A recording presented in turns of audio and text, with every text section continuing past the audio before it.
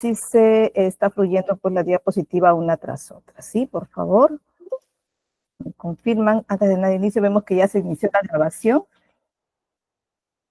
Gracias, Belkis. A ver, por favor, sí se me está escuchando, ¿verdad? Se me escucha clarísimo, ¿sí? Sí, muy bien, entonces vamos a dar inicio. Estamos ya pues en la quinta sesión. Voy aprovechando también a abrirles los micrófonos porque por favor ahora sí ya debo tener la participación de todos ustedes, ¿verdad? Ya para terminarnos de conocer hoy en la quinta y última sesión en vivo.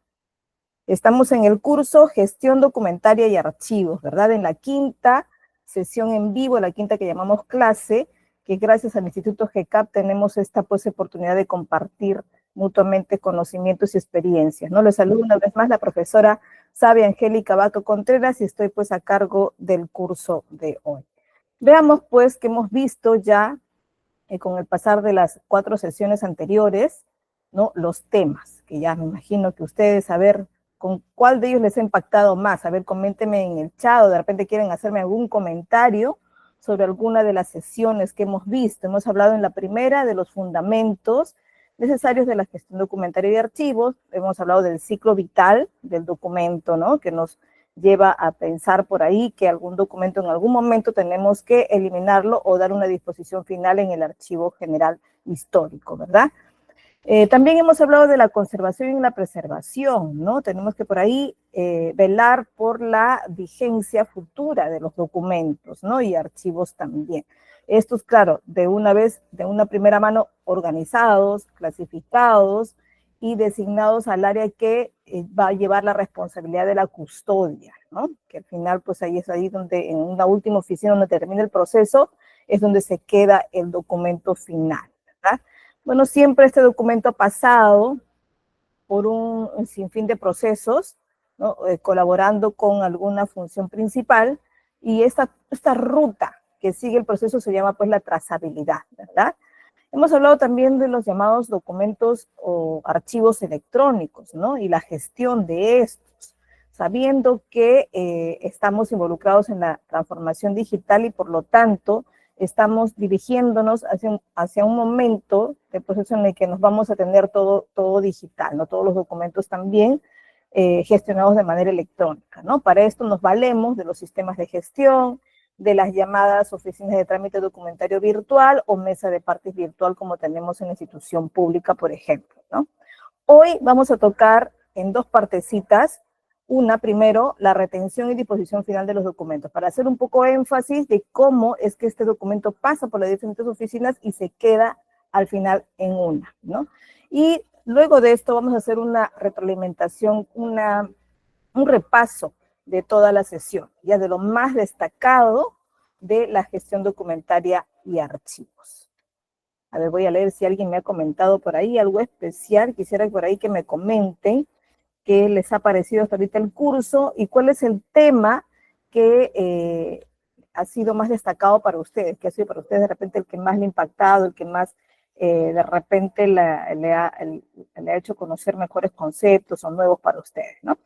Dice Belkis, nos dice, en la conservación no sabía porque habían dejado de usarse las cajas de plástico. Sí, es una experiencia que también me impactó en el momento que las viví, ¿no? Y lo de usar tapabocas, ¿no? He aprendido mucho, gracias por compartir los conocimientos. Sí, también que los tapabocas, hoy nos hemos quedado ya con un poco de esto, ¿no? La oficina, por ejemplo, cuando sacamos documentos que están archivados por mucho tiempo, ya por cuidado personal y también por cuidar el documento, nos ponemos al momento las mascarillas, ¿no? Sabemos que ahora ya tenemos como una rutina práctica de cómo tener el cuidado, sabiendo pues que los virus, ya no tenemos el COVID como tal, lo tenemos por ahí mutado, tenemos también nuevos virus, y ya sabemos un poco cómo cuidarlo, ¿no? Y esto pues está siempre presente en el material orgánico como es el papel, ¿no? Entonces por ahí ya tenemos que tener un poco más de cuidado en desempolvar esos documentos, ¿no? Lo mismo pasa con nuestros closets. Varias de las cosas que aprendemos en la administración, en las empresas o en el proceso organizativo, tiene que ver mucho con lo que hacemos primero en casa, ¿no? Igual nos pasa en todo, nos pasa en la parte estudiantil, en otras áreas también, ¿no? En la salud, en los que estudian medicina. De igual modo, siempre hacemos una primera práctica en el hogar, ¿no? Y de ahí es donde tenemos que llevarlo hacia nuestra gestión, que en este caso aplicada a la gestión documentaria, ¿no? Que también tiene que ver con mucha organización. Es algo semejante con lo que hacemos con nuestros closets, ¿no? Antes se organizaba de una manera horizontal, ¿no? Poníamos todos los polos, las camisetas de horizontal. Hoy en día la modernidad nos dice, uy, mejor lo ponemos en forma vertical, ¿no? De tal manera que visualicemos mucho más en un cajón los polos o las camisetas que son dobladas o los jeans, los pantalones, ¿no? Por ahí, si ustedes ven un poco a Maricondo, que es la que nos ha enseñado un poco la nueva manera de organizar los closets y doblarlos, es esta, ¿no? Lo hace más funcional para ella, ¿no? Del mismo modo, también sabemos que la organización de los archivos se tiene que hacer más funcional, más ágil de ubicarlos, ¿no? Entonces ya no colocamos de repente, nos quedamos solo con el nombre original del archivo, que a veces tiene que ver con una descarga, ¿no? Descarga 1, descarga 2, que no nos dice mucho. Los nombres de los archivos van a ser muy importantes para poderlos ubicar, ¿no? Yo, por ejemplo, trabajo con muchos estudiantes, varios documentos. Sirve de mucho ponerle de repente el nombre del estudiante, porque de ellos podemos tener su boleta de notas, podemos tener su DNI, podemos tener algún historial académico, podemos tener su certificado y varios documentos, ¿no? Entonces conviene mucho más trabajar, sí, con el primer nombre, el primer apellido, pero además con el nombre del documento en iniciales al menos, ¿no? Una leyenda por ahí nos va a ayudar también dentro de los inventarios que podamos tener, nos va a ayudar a...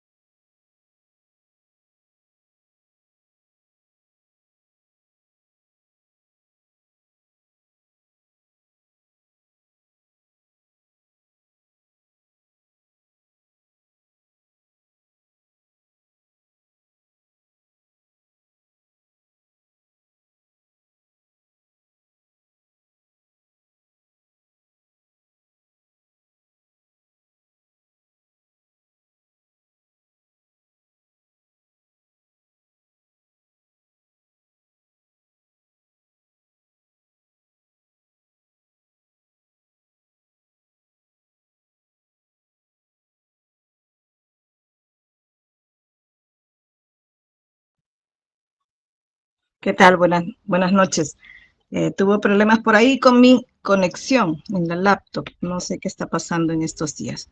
Bueno, voy a necesitar que GK, por favor, me proyectes la diapositiva, si no fuera mucha molestia, para poder avanzar un poco aquí. A ver, cómo te la comparto, porque la que tienen ustedes está en PDF. Ya voy a compartirles en este momento, por favor, si pudieran ayudarme con esto.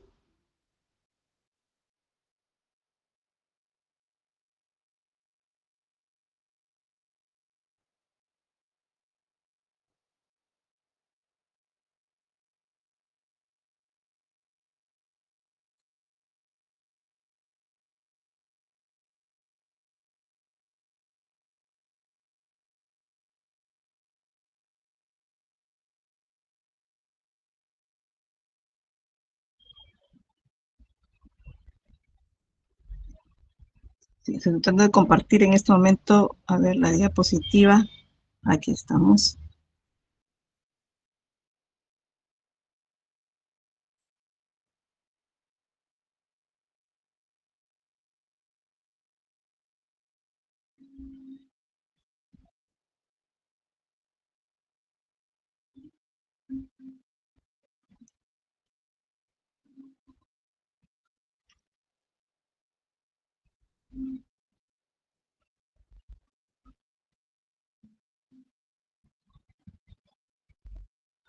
En la sesión 5.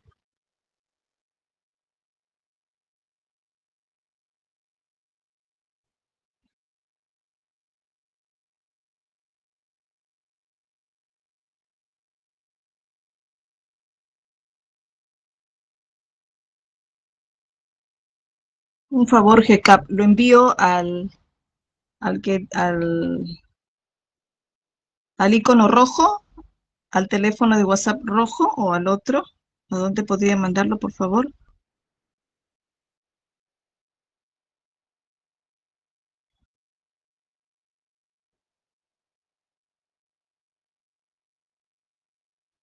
Ya, allí.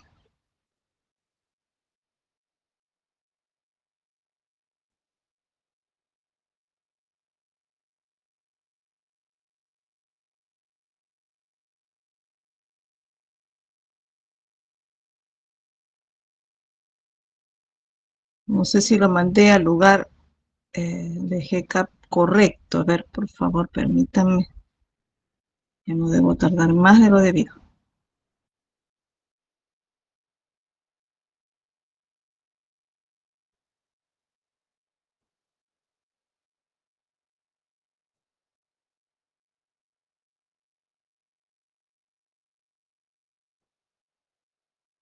A ver, lo puse a uno verde. No sé si está bien, o al celeste, o al rojo. Creo que los mandé a todos. ¿Me confirman, por favor?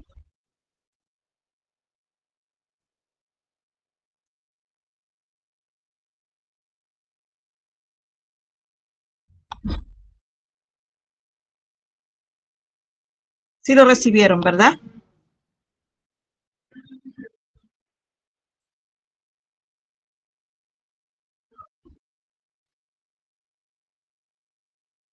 Gracias, GCAP. Bueno, chicos, se me está escuchando, ¿verdad? Sí, muy bien.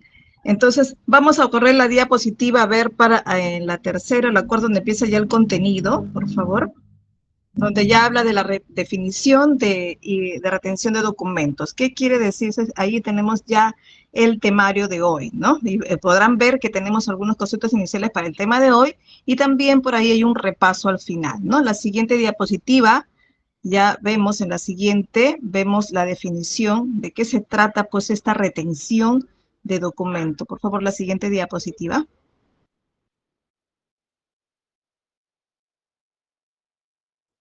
La siguiente, por favor.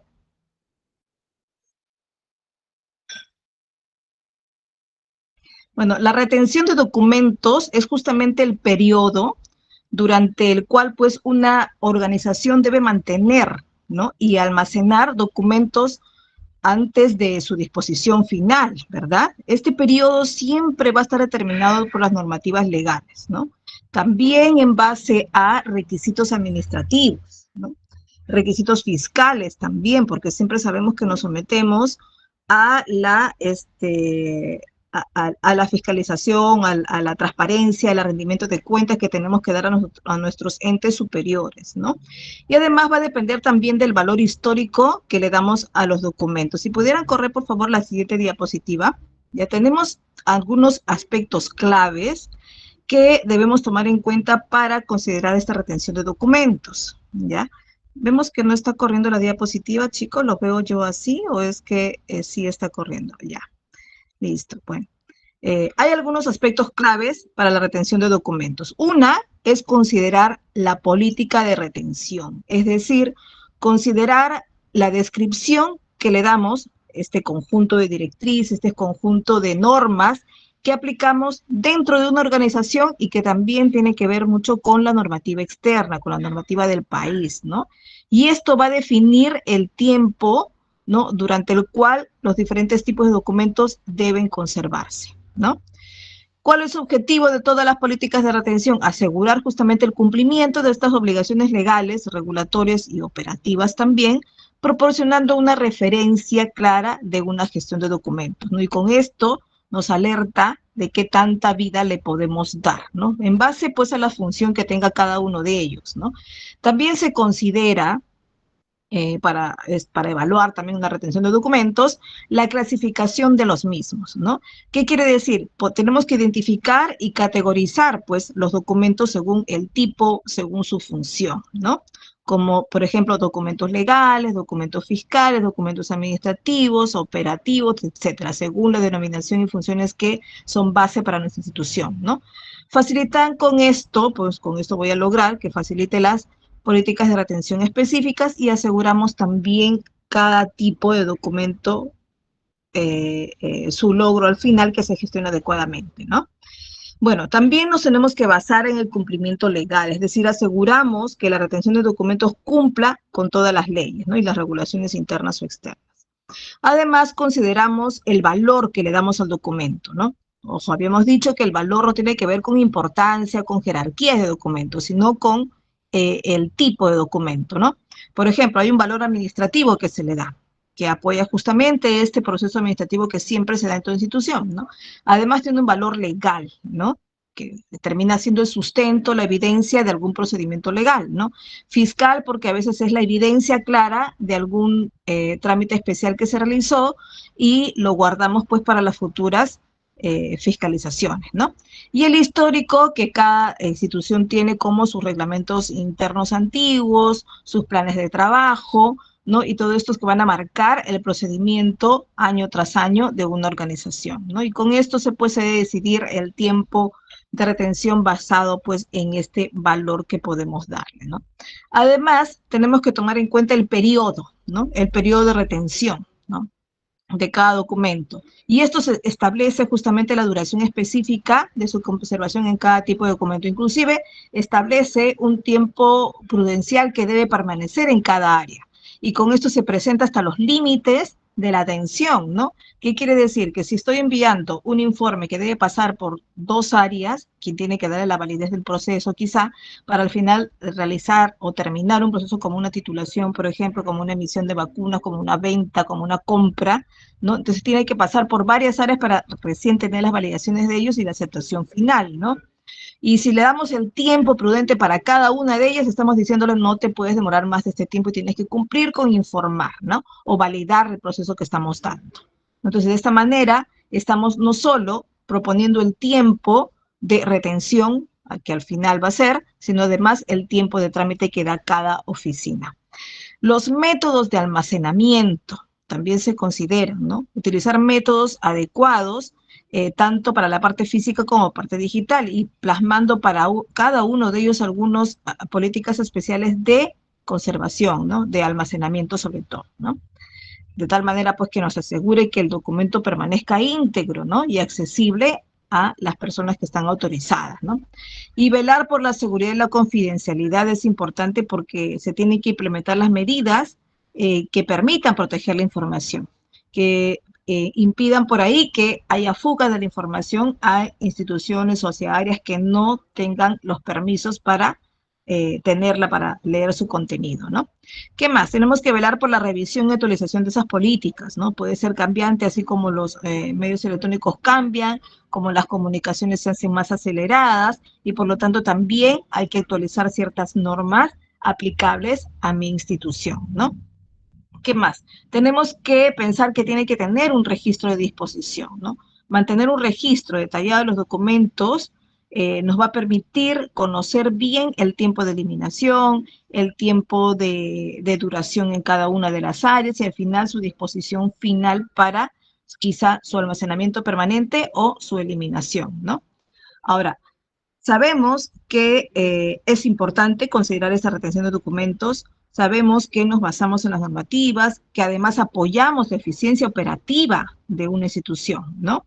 Entonces, la retención de documentos es una práctica esencial en una gestión documental. Mientras más grande la institución, recae mucho más importancia y más directrices que eso tenemos que dar para su cumplimiento, ¿no? Cuando una empresa, una institución pública es muy pequeña, esto se convierte en un proceso mucho más corto, ¿no? Porque se alberga mucho menos cantidad de acervo documentario, ¿no? Bueno, como disposición final, entonces decimos pues que es un proceso que determina el destino final del documento, ¿no? ¿Y cuáles son los aspectos claves, ¿no? los métodos que tenemos que aplicar, las regulaciones y todo eso que siempre nos va a indicar que tenemos que decidir, que tenemos que tomar una decisión en base a esto, ¿no? Ahora, cuando la preservación del documento o del conocimiento plasmado en los documentos me permite darle al final un valor histórico diciendo que esto tiene que durar para toda la vida, pues tenemos que considerar un almacén, si es que tenemos que albergar este documento físico, este archivo físico, entonces tenemos que considerar el lugar donde va a permanecer siempre, ¿no? O quién se hace responsable al final de esto, ¿no? Y para esto, cuando se elaboran los documentos planificadores de una organización, nos damos cuenta que según la función de ellos es que toman cargo de ciertos documentos. Por ejemplo, en una institución educativa, ¿no? Tenemos secretaría académica, unidad académica, bueno, dirección general y coordinadores de áreas dependiendo de cuántas carreras pueda tener, llámese universitarios o instituciones tecnológicas, ¿no? ¿Y qué pasa con las notas, ¿no? Las evaluaciones? Que al final sube en primer lugar el docente, ¿no? Hacia una plataforma digital, ¿no? Luego también ellos tienen documentos, registros auxiliares, donde plasman las notas parciales también, ¿no? Y estos registros auxiliares todavía no están aceptados de manera digital. ¿Por qué? Porque no tenemos un sistema donde los docentes ingresen de manera parcial sus notas. Entonces solo suben la nota final a esta plataforma. Pero tenemos todavía la obligatoriedad de plasmar en algún lugar estas notas parciales, inclusive las asistencias, ¿no? Porque hay una norma que dice que si el estudiante tiene inasistencias injustificadas de 30% para arriba, puede estar desaprobado, ¿no? Entonces, por ahí no puede aprobar un estudiante que tenga más de 30% o desde 30% de inasistencias, ¿no? Entonces, es recomendable también evidenciar las inasistencias. Y estos registros son documentos físicos. Y al ser físicos, todavía tenemos que guardarlos, ¿no? Entonces, estos documentos los preparan cada uno de los docentes, los envían a una oficina de coordinación según el área del programa de estudio que tenga, bueno, va ahí, ¿verdad? Y este lo va a remitir, bueno, tiene la firma, recoge las validaciones y lo remite a una jefatura de unidad académica, ¿no? Pero ellos no son los que albergan las notas, porque ellos no son los que al final verifican en una plataforma que esté consolidado todo esto, ¿no? Que tenga todas las actas en la plataforma, en este caso registra, sino de esa parte se encarga la Secretaría Académica, ¿no? Y ellos sí velan por el cierre del periodo, que se cumpla en el tiempo, que todos los docentes hayan subido sus evaluaciones y se imprime en PDF, en este caso, un acta consolidada, ¿no? ¿Y esto quién alberga esto? ¿Quién da garantía de esto? ¿Y quién tiene la función de ver el registro, de gestionar el registro? Es Secretaría Académica. Entonces, allí es donde se recogen, al final, después de todo un proceso, todas las actas en físico, ¿no? Entonces, se termina siendo responsable Secretaría Académica y tiene que velar por la disposición final de ese documento y por la custodia, ¿no? De ello. Y bueno, van a tener que verificar que sea legítimo, que tenga las firmas adecuadas, ¿no? En este caso del docente, ¿no? ¿Por qué? Porque después sirve para evidencias futuras, ¿no? Inclusive para el cumplimiento de la ley de transparencia, ¿no? Me gustaría que GK, por favor, se dirija hacia la diapositiva, donde ya empezamos a tocar los tips de organización de archivos, por favor.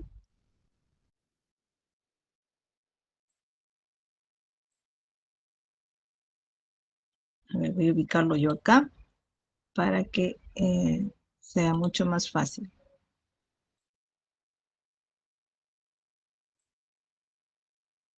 La PPT número 11, por favor.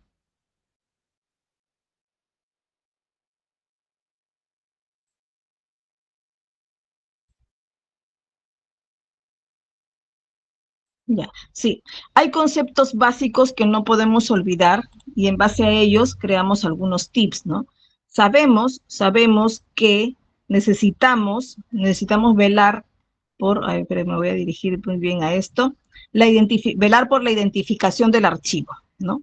Y para esto tenemos que revisar instrumentos archivísticos, como es una tabla de retención documental, ¿no?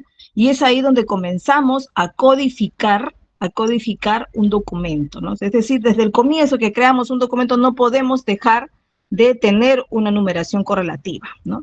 Y esto se plasma en el título del documento, ¿no? Y desde ese momento ya estamos comenzando a darle un número, un pequeño código, ¿no? Que luego cuando pasa por el sistema de gestión documental, se le remite, se le coloca, ¿no? Se le indica un código de trámite, ¿no? Y en ese código de trámite, pues se le asigna también la numeración del documento. Entonces, en ese momento comienza a moverse el documento hacia el área donde deba ir, ¿no? En este caso podría ser un informe técnico, podría ser hasta un memorándum que solo tiene movimiento quizá, ¿no? Y empieza una clasificación también, ¿no? Ahora, en la clasificación y la depuración, sobre todo de documentos, es que comenzamos a ver que hay asuntos que suelen ser más funcionales, es decir, que apoyan mucho más las funciones importantes de la institución.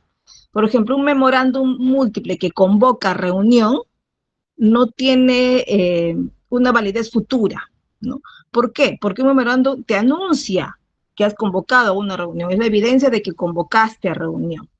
Pero el documento que te garantiza que la reunión se realizó y cómo se realizó y qué procedimientos se realizó y qué decisiones se tomaron en esa reunión es un acta que va después del memorándum. Entonces, una vez que ya tienes el acta, ya el memorándum ya pierde la validez funcional, porque ya se realizó el proceso que fue chiquito, convocar, y ya al convocar levantaste un acta y significa que se realizó la reunión. Entonces, podrías darle menos vida a ese memorando, decir, bueno, que dure un año, ¿no? Por lo menos me muestra la evidencia de que yo convoqué y quizá no terminaron los temas, ¿no? Bueno, me sirve de evidencia para ese año, pero le puedo dar de vida un año, ¿no? Y después de ese año, pues, puedo decidir escanearlos y eliminar el físico, o de repente eliminar totalmente todo y quedarme solo con las actas, porque en las actas explico muy bien que convoqué conmemorando un número tanto, que se invitaron a tales personas, pero que asistieron tales y tales, ¿no? Entonces, en ese momento la clasificación me ayuda a poder ya velar por esta retención, ¿no? ¿Qué más? La organización, no nos olvidemos de que hay maneras adecuadas de tenerlo, ¿no? No aplicar mucho el plástico es una buena opción para no, por ahí, no dejar que, entre comillas, respire el documento, ¿no? Sabiendo que es un material orgánico, como les había dicho, ¿no? Y pueden al final estropearse y adquirir hongos o alguna materia que no les permita durar, ¿no? Y que además estropee la información, que es al fin y al cabo lo que necesitamos, ¿no? La descripción y ubicación de los archivos tiene que ser de todas maneras funcional, ¿no? Puedo agrupar, de repente en estos files que ven ustedes aquí en el gráfico, tengo agrupados según funciones, están con colores incluso, pero dentro de ellas siempre hay varios, ¿no? De repente pertenecientes al acervo documentario al legajo de cada uno de los trabajadores, ¿no? Y dentro de ellos de repente tengo a varios, entonces entre ellos sí podría ser una clasificación alfabética, ¿no? O quizá cronograma, a manera de fechas también, ¿no? ¿Qué más? Algunos conceptos básicos en la siguiente diapositiva. Este material también lo van a poder revisar, de hecho, va a estar al alcance de GCAP, ¿no? Para que lo puedan ver. La siguiente diapositiva, por favor. Ahí tenemos varios conceptos básicos para poder considerar cada uno de los términos, ¿no? Uno, por ejemplo, es ¿qué cosa es el archivo? Ojo que sabemos que es el conjunto de documentos, ¿verdad?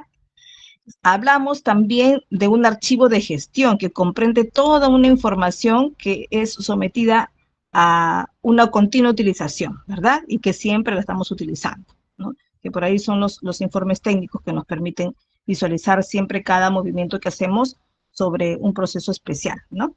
¿Qué más? Las tablas de retención documental, que justamente son las tablas que nos indican cuál es la trazabilidad del documento, hacia dónde se va a dirigir, cuánto tiempo la van a conservar y en cuánto tiempo se puede pensar en la eliminación, ¿no?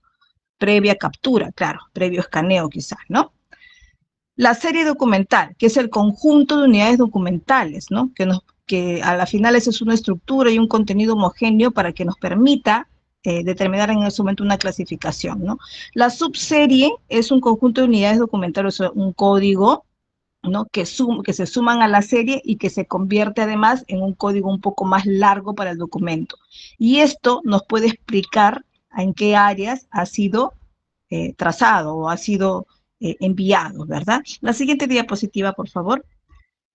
El tipo documental es justamente esta unidad documental, ¿no? Este documento clave, ¿no? Simple, claro, originado en una actividad administrativa, pero contiene una declamación en su formato, es decir, es el formato del documento, ¿no? Y eso es lo que tenemos que tomar en cuenta cada vez que gestionamos o redactamos, ¿no? No redactar desde cero. Muchos de los documentos que vamos a ir redactando son, ya podemos tener formatos y esto incluso va a agilizar nuestro procedimiento, ¿no? Y así tenemos algunas definiciones más por aquí, ¿no? En la siguiente diapositiva seguro, ¿no? Ahora, ¿de qué hablamos cuando hablamos de transferencia documental, ¿no? Les había hablado de que a veces estamos con un sistema de gestión documental, ¿no? Y pasados los años nos damos cuenta después que necesitamos tenerlo un poco más ágil y tenemos algunas herramientas más que algunos sistemas nos pueden brindar, nos pueden además permitir vincularse con otros sistemas más, ¿no? Como de tributaciones, por ejemplo, ¿no? Las empresas tienen sistemas que se vinculan también con el sistema de tributación, y entonces les permite tener descargas de reportes que al final les va a servir para después tributar, ¿no? Entonces, estas herramientas que van apareciendo y que van mejorando la tecnología actual, entonces nos va a decir que tenemos que cambiar el sistema, tenemos que actualizarlo, ¿no? O pedir a nuestro proveedor del sistema que nos venda la siguiente versión, quizá, ¿no? Entonces, pero para eso tenemos que tener cuidado de que los documentos que tenemos con formato antiguo sean también vigentes y se puedan leer, ¿no? Y esa es la decisión que a veces tomamos cuando transferimos estos documentos de un formato a otro, ¿no? Y a eso se refiere también cuando pasamos, por ejemplo, de una oficina a otra, quien de repente es una, es una oficina externa y que no necesariamente va a manejar nuestro propio sistema, ¿no? Entonces, pasamos los documentos, los transferimos a ellos y está pasando quizá a otro sistema de gestión. Entonces, por ahí hay que tener cuidado en las decisiones que uno toma para esta actividad de transferencia documental, ¿no? Por favor, la siguiente diapositiva.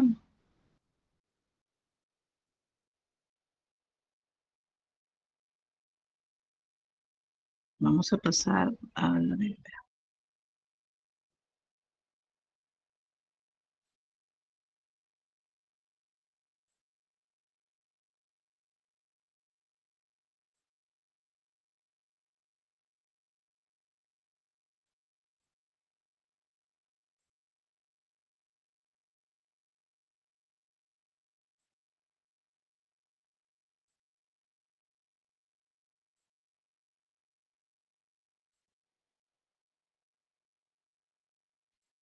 La diapositiva 18, por favor. La 18.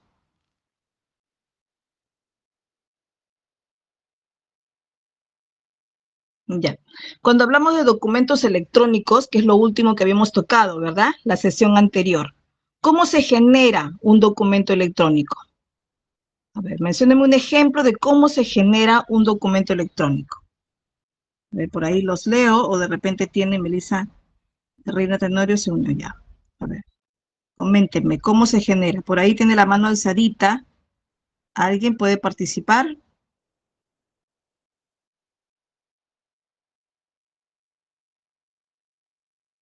Los leo en su mensaje.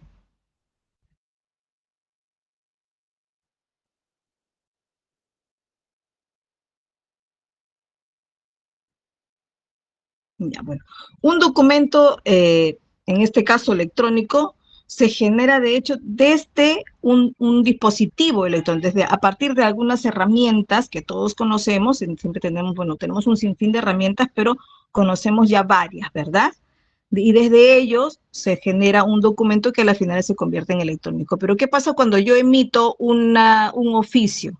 Quiero invitar, de repente como institución pública, quiero invitar a las empresas privadas que quedan alrededor de mi institución para que nos apoyen de repente con algunos stands, porque vamos a hacer una feria del logro de los estudiantes, y necesitamos que estén presentes ellos con algunos de sus productos para que los chicos conozcan la fabricación de los mismos, ¿no? Y se involucren con la empresa, ¿no? Y necesitamos que ellos estén. Bueno, los invitamos a través de un oficio, nos dirigimos a varios, ¿no? Y lo redactamos, de hecho, de manera inicial en un Word, ¿verdad? O quizá utilicemos el procesador de textos de Gmail, ¿no? También podríamos utilizar ese. Pero en cualquiera de las dos formas es un procesador de texto editable, ¿verdad? Y no le vamos a enviar un oficio en formato Word, ¿verdad?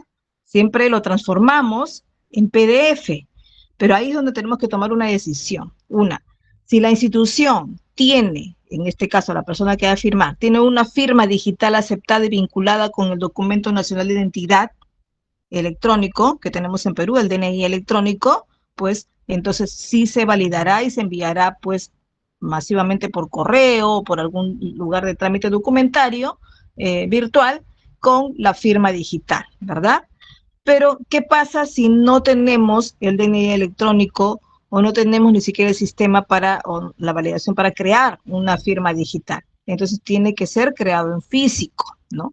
Podemos adelantarnos y imprimirlo en nuestra institución, en papel, hacerlo firmar de manera física, escanearlo y nos podemos adelantar la comunicación por un correo electrónico, pero no va a ser tomado como formal hasta que le llegue de manera física a esa institución, ¿no? Entonces, de eso es lo que tenemos que velar cuando tenemos que, o la necesidad de crear algún documento electrónico. Tenemos que estar seguros de que va a ser considerado como formal, ¿no? Como legal, ¿no? Como válido, ¿no? No podemos recortar y pegar una firma en un PDF y enviarlo. De hecho, ustedes dirán, pero ellos no se van a dar cuenta. Yo preparo tan lindo el gráfico de la rúbrica de mi firma que no se van a dar cuenta que esto no ha sido impreso, ¿no? Pero si es que no puede tener alguna manera de convertirlo a Word y se van a dar cuenta que no lo es, ¿no? Y además, pues sabemos que algunas instituciones todavía no tienen las validaciones, ¿no? Entonces, las instituciones fácilmente pueden descubrir esto y es mejor no caer en la informalidad, ¿no? Porque además podrían en algunos casos caer en ilegalidad, ¿no? Que es mucho más peligroso todavía. Una invitación todavía puede ser aceptada, ¿no? Por una institución y dijo, bueno, me envió por correo, la acepto y ya, ¿no? Pero quizá esa institución también sea pública, y esa institución pública no va a tener los permisos para salir y acudir a esta invitación, ¿no? Si es que no le llega formalmente la invitación, no va a ser su evidencia si no le llega de manera formal y legal, ¿no? Entonces puede crearse algún problema sin saberlo, sin preverlo quizá, plasmando una firma que no es legalmente digital, ¿no? Ahora, ¿cómo sabemos? Hemos visto por ahí en alguna sesión algunos ejemplos de firmas digitales, ¿no? ¿Qué cosas son? No son rúbricas, no son gráficos, ¿no? ¿Qué cosas son? Son códigos que nos permite además tener un código QR para poder verificar la legitimidad del documento, es decir, la creación de la institución que lo alberga, ¿no? Y eso nos dirige pues a la página web donde se tienen varios documentos digitales, ¿no? Entonces, esta es la única manera de considerarlo realmente electrónico, ¿no? Entonces, de esta manera sabemos que lo vamos a crear en Word de todas maneras, ¿no? Pero lo tenemos que al final plasmar en un PDF, pero con una firma realmente válida, ¿no? Entonces es lo que tenemos que considerar en todo momento. Ahora, ¿cuáles son esas características? Como todo documento, y aquí recordamos, chicos, a ver, quiero que ustedes también en el chat me lo digan, ¿no? ¿Qué es lo que qué me garantiza a mí saber, conociendo las características del documento, si es realmente un documento electrónico? Y ahí es donde están las características válidas que nos dicen si consideremos a este documento como legalmente electrónico, porque si no sería cualquier documento electrónico, pero no necesariamente aceptado en la gestión documental institucional en este caso, ¿no? Pasemos a la siguiente diapositiva, por favor. La que sigue, la 19.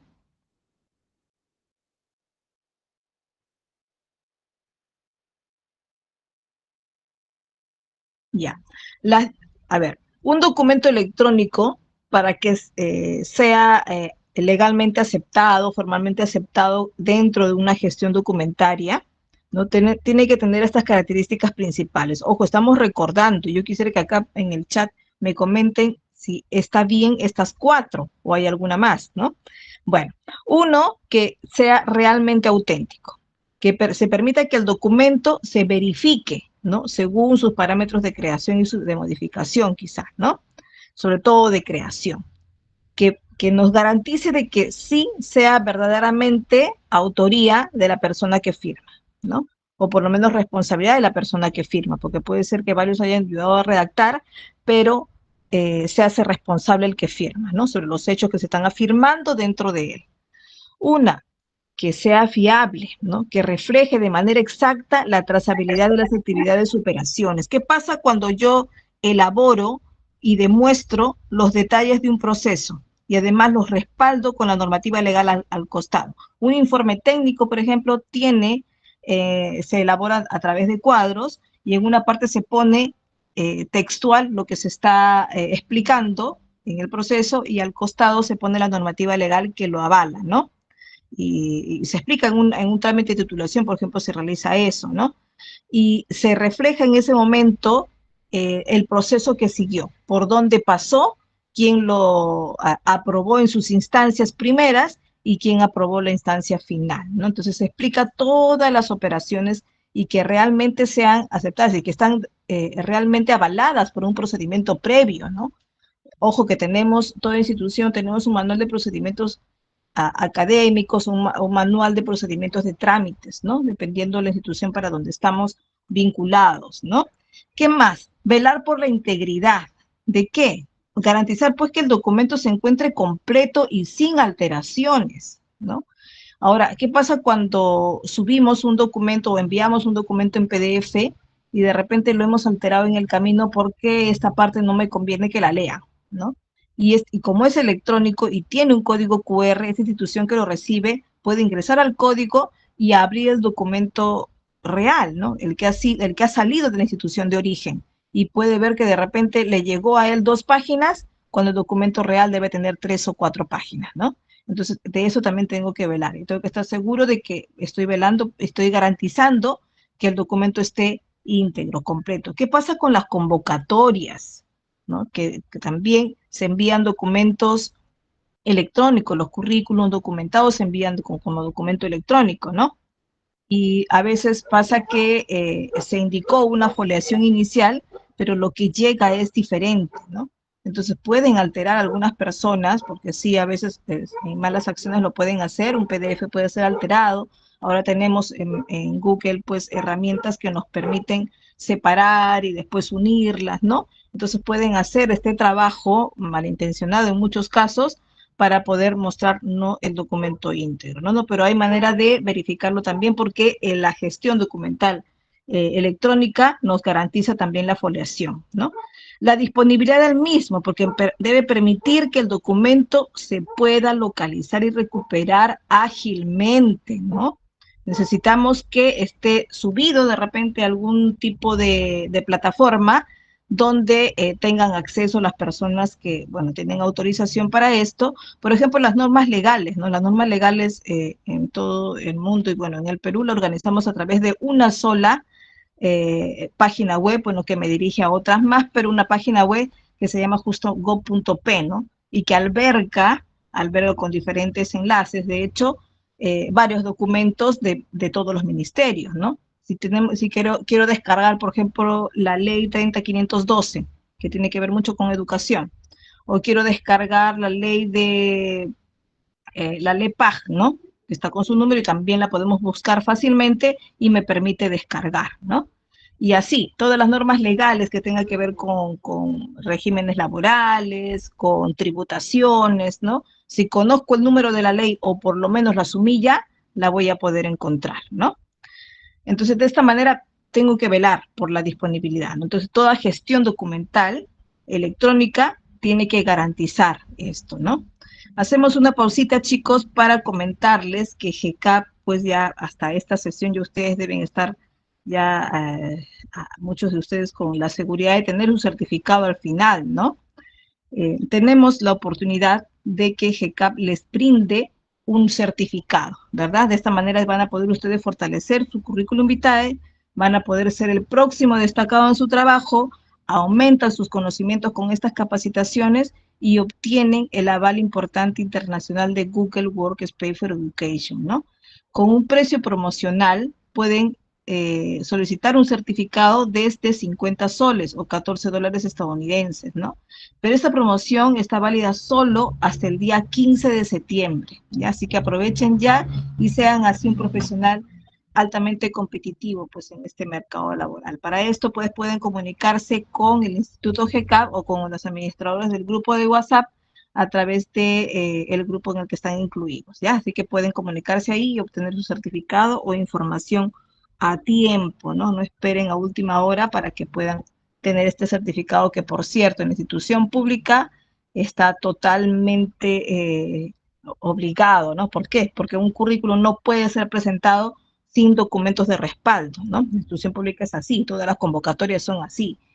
Y si presentan que saben que tienen un conocimiento alto de algo y no lo certifican, pues no va a ser tomado en cuenta, ¿no? Y la institución privada ya he visto que hasta en las entrevistas personales les pregunta sobre algo específico que han puesto en su currículum y les dice, ¿saben qué? Alcánzame mañana para este correo ese documentito que garantiza tus estudios. Y de pronto no hemos tenido la información respaldada, ¿no? Así que no lo duden, consigan su certificado y aprovechen pues el precio promocional, ¿no? Ya. La siguiente diapositiva, por favor, la 20.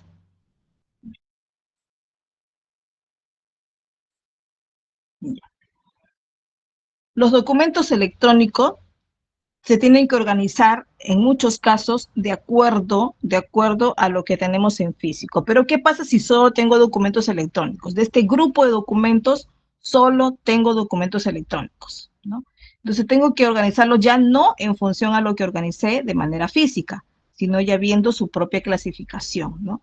Puedo considerar de repente, según su naturaleza procedimental, es decir, conforme a estos procesos, a los procedimientos en los que tiene participación, ¿no? Puede pasar, por ejemplo, por en logística, quien anuncia pues que necesitamos por ahí, tenemos mucho material, muchos productos en merma y que necesitamos que salgan del almacén, ¿no? Entonces ventas, se comunica con ventas y le propone, les anuncia que tienen esto. De repente lo anuncian a la más alta dirección, ¿no? Y ellos deciden que se pase por ventas para que evalúe una promoción especial con estos productos o de repente que sean eh, una promoción especial para ellos o que sean de repente un regalo para nosotros, ¿no?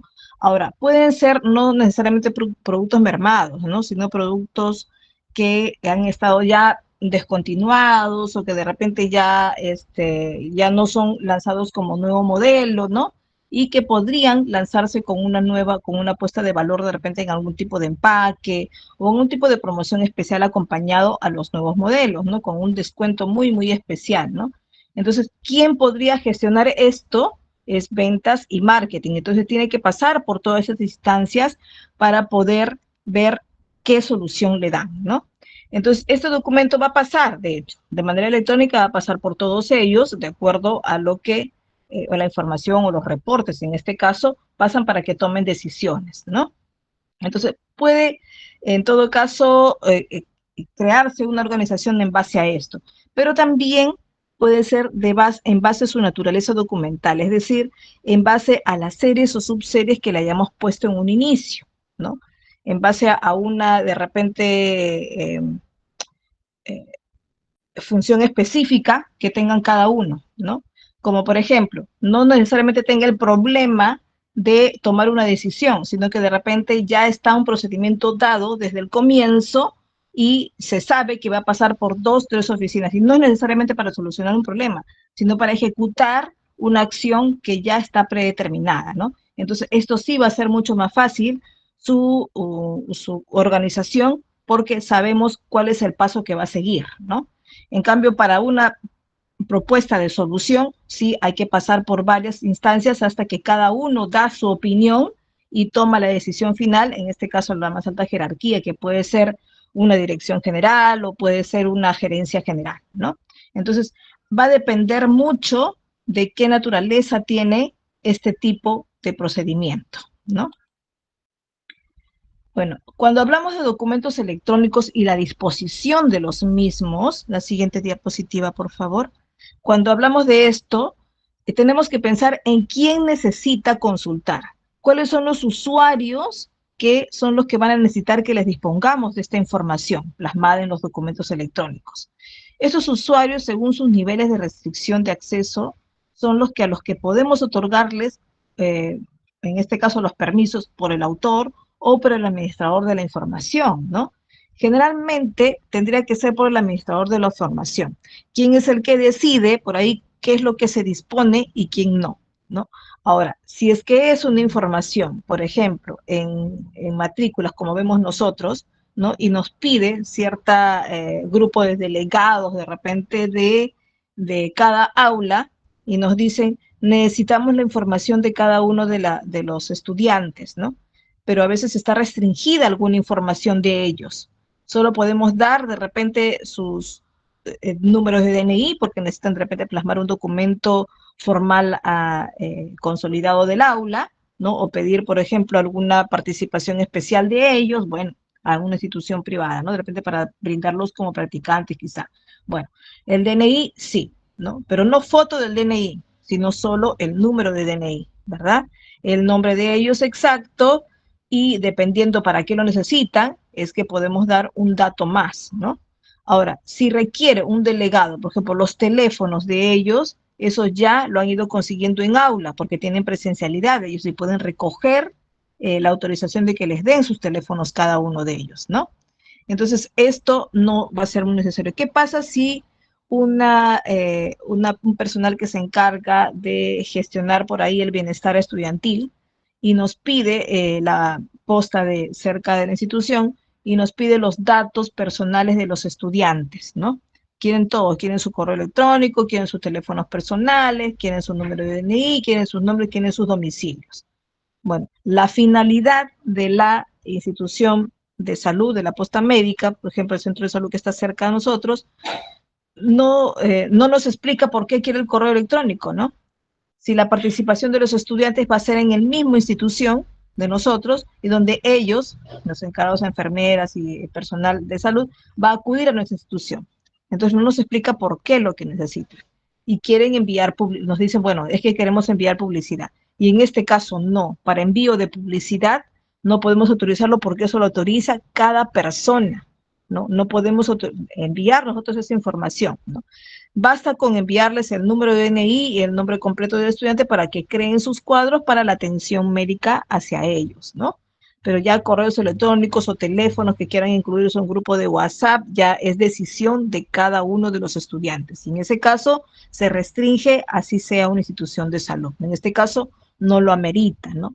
Entonces tenemos que ver quién consulta esta información. Cuando hablamos de base de datos, hay que tener mucho cuidado. Tenemos una ley de transparencia que nos dicen, bueno, sí, tienen que evidenciar mucha información y tienen que brindarla, ¿no? Solo por el pedido de decir y la justificación de decir, lo quiero por ley de transparencia.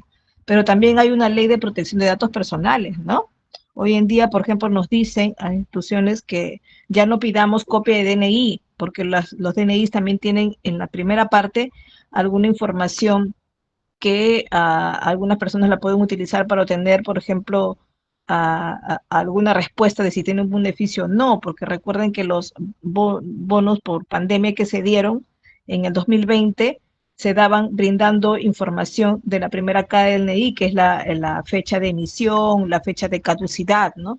Entonces, ahora la fecha de emisión y fecha de caducidad también son datos que se han vuelto, en algunos casos, confidenciales, ¿no? Entonces tenemos que tener mucho cuidado cuando brindamos nuestra copia de DNI, ¿no?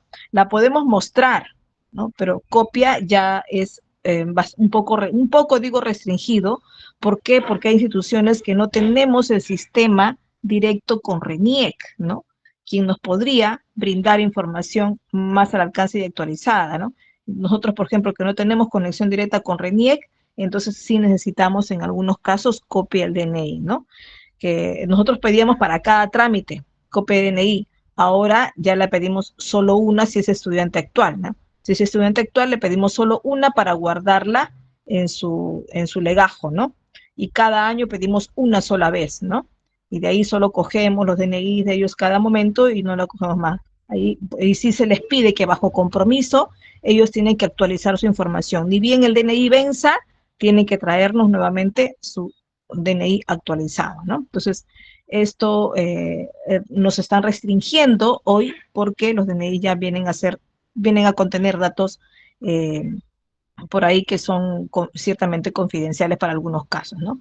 Y la otra cara del DNI la necesitamos para algunos casos. Ojo, el domicilio que se registra en un documento nacional de identidad como es el Perú, en la parte de atrás que se pone el domicilio, ya no se toma como actual, ¿no? ¿Por qué? Porque ahora se acepta una declaración jurada de domicilio, ¿no? Y pasa que también las personas ahora se mudan muy seguido, ¿no? ¿Por qué? Porque hay muchos que viven en alquiler, ¿no? Si viven en alquiler, pues sí, a veces están cambiando de domicilio un poco más frecuente que antes, ¿no? Entonces, se les da ahora la facilidad de que no necesariamente cambien su documento de identidad con el domicilio, sino con una declaración jurada, ¿no? Entonces, de esta manera, tenemos que por ahí tener cuidado con quién necesita la información y para qué, ¿no? Por ahí hay que tener, sobre todo por los datos personales. Ahora, ¿qué pasa cuando tenemos, bueno, las leyes, las normas legales sí están abiertas a todos, ¿no? A todo usuario, extranjero, peruano, sin autorización, no necesariamente, ¿no? Pueden buscar cualquier persona los documentos legales. Bueno, en ese caso los usuarios son todos, ¿no? Pero hay información que sí puede ser que el autor restringe y diga, no quiero que salga, ¿no? ¿Y qué pasa con las informaciones, por ejemplo, de ventas, las informaciones de ingresos de una empresa? No necesariamente la tienen todos, ¿no? A pesar de que los trabajadores muchas veces tienen derecho a tener cierta comisión de estos, ¿no? Pero hay maneras de informarles en qué punto estamos en la venta, ¿no? Y son muy confidenciales. Los trabajadores que hacen labor remota, por ejemplo, a veces corre el peligro de que fugue esta información afuera. ¿Por qué? Porque a veces están proyectando esa información a través de un Meet o a través de una videollamada, ¿no? Y pueden estar tomando captura de esa información, ¿no? Entonces hay que tener mucho cuidado con esta información que no se fugue de esa manera y tener ahí datos de repente estadísticos, pero no exactos, ¿no? Para que nos indique por día el flujo de su vida o los plasmados en porcentajes quizá, pero no en cantidades exactas, porque esto ya es información muchas veces confidencial o solo brindada para tributaciones, ¿no? Entonces hay que ver a quién le tenemos que responder o quién va a convertirse en usuario para la visualización de datos que podrían ser totalmente confidenciales, ¿no? A ver, veamos ahorita la siguiente diapositiva que tenemos por ahí. Un momentito más, etapas de la gestión, mantenimiento y las tablas de retención documental.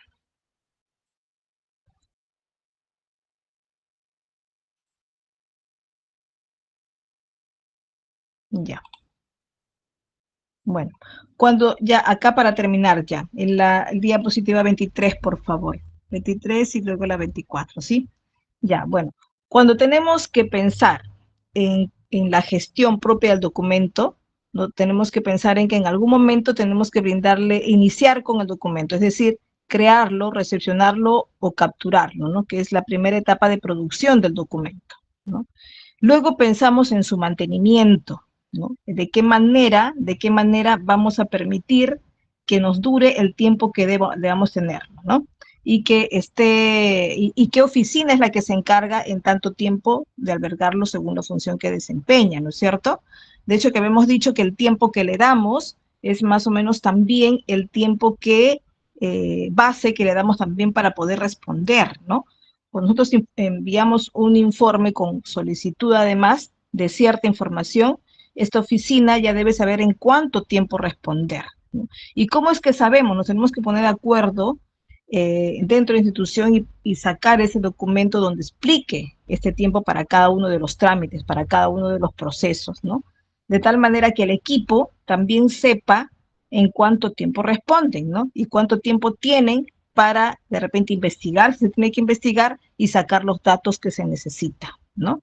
Esto también es en base al cumplimiento de metas, en base al cumplimiento de objetivos, ¿no? Y en base también a un rendimiento de cuentas, ¿no? De hecho, que está ligado también con los criterios de desempeño dentro de la labor que uno hace, ¿no?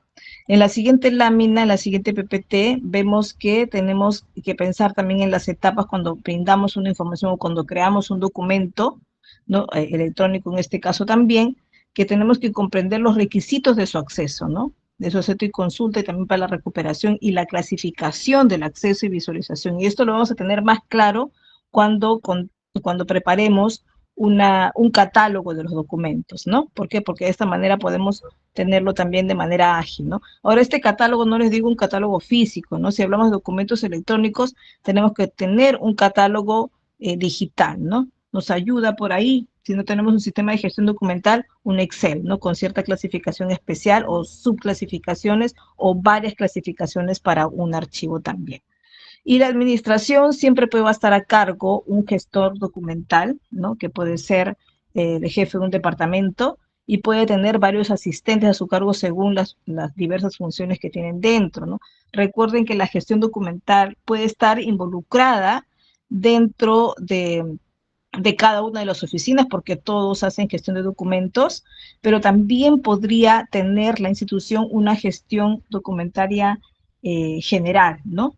Como puede ser un archivo general, puede ser un almacén general de los archivos. Entonces es donde de repente gestione los documentos de todos, ¿no? Y solo se quede en cada área con sus documentos primarios, ¿no? Con los documentos que usan frecuentemente, ¿no? Y los demás pueden estar en un almacén aparte. Entonces, en este almacén, como va a albergar toda la documentación de la institución, entonces puede considerarse como un archivo general y puede tener varias personas trabajando en ella, ¿no? Entonces, hay una administración especial que se trabaja en esta área, ¿no? Y para esto, pues, existe todo un equipo, ¿no? De hecho, que se divide en las funciones específicas, uno de ellos de repente puede hacer limpieza, ojo, no necesariamente la limpieza que hace el personal de limpieza, sino la limpieza especial a los archivos, sobre todo históricos, ¿no? A cada uno de ellos. Hay una manera especial, por ejemplo, de si tenemos libros o de repente textos, de repente tenemos algunos enanillados, ¿no? Y ellos necesitan un lijado especial en los bordes para que mantenga esta limpieza que no absorba pues los organismos que por ahí pueden afectar a la tinta o al mismo papel, ¿no? Entonces, esta limpieza no lo hace el personal de limpieza, sino lo hace directamente el que se encarga de la gestión documental, ¿no? Que en este caso puede estar representado dentro de como un asistente, ¿no? Entonces, un asistente podría encargarse exclusivamente de esto. Otro podría encargarse de recibir los documentos y ponerlos a clasificación, ¿no? Otros podrían encargarse de la salida de documentos, ¿no? Otros podrían encargarse y podría ser en esta parte también instalada una mesa de partes, ¿no? Y ellos también podrían estar repartiendo los documentos. Ojo que mesa de partes se dice pues que el que recibe, el que recepciona los expedientes no tendría que moverse de su lugar para no desatender la llegada de documentos, ¿no? Si es mucha la cantidad de documentos que hace una institución, pues sí tendría que ocurrir así, ¿no? Entonces, una persona podría encargarse de solo recepcionar los documentos, ¿no? Y otra u otras podrían encargarse de repartirlo a las diferentes áreas, ¿no? Esto pensando de manera física, ¿no?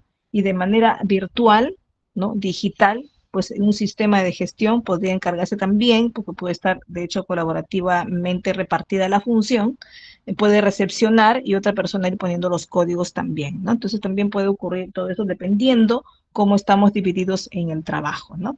Este material, chicos, les dejo para que GCAP los distribuya a ustedes, ¿no? Y puedan repasarlo en cuanto puedan, ¿no? Bueno, hemos llegado pues a la parte final de este curso de gestión documentaria y archivos y organizado por el Instituto GCAP y ha sido pues un espacio de aprendizaje y reflexión para todos, ¿no? confiamos pues que los conocimientos adquiridos lo puedan ustedes aplicar, ¿no? Como buenas prácticas en su ámbito laboral, ¿no? Y fortalecer así también en la gestión documental como parte de soporte en procesos administrativos en los que ustedes están involucrados o se van a involucrar, ¿no? Felicidades pues que hayan logrado esto y les deseo pues muchos éxitos en su camino personal, en su camino estudiantil y sobre todo en la parte profesional. Los invito pues a que se documenten con el certificado de GCAP también. Nos vemos chicos, entonces, hasta luego, hasta otra oportunidad. Muchas gracias por su atención, ¿sí? Hasta luego.